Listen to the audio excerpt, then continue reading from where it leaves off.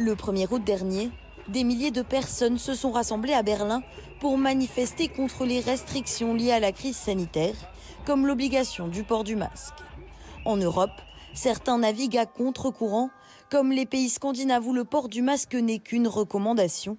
À l'inverse, il se généralise dans les pays plus au sud. En Grande-Bretagne, l'obligation du port du masque dans les commerces a été favorablement accueillie. Je pense qu'il était temps et qu'on aurait dû prendre cette décision il y a 2 ou 3 semaines.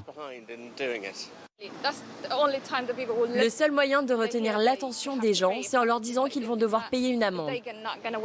En Belgique, le masque est désormais obligatoire dans tous les endroits à forte fréquentation, alors que la France rend obligatoire le port du masque en extérieur dans certaines communes. L'Espagne privilégie des mesures plus strictes. Le masque est obligatoire pour les plus de 6 ans, lorsqu'une distance d'1,50 m ne peut être respectée.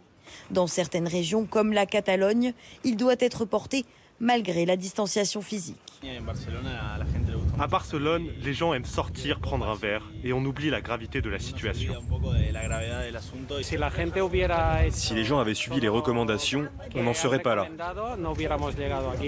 En Italie, pays le plus touché par l'épidémie en Europe, pour les contrevenants à l'obligation du masque dans les lieux clos, l'amende peut monter jusqu'à 1 000 €.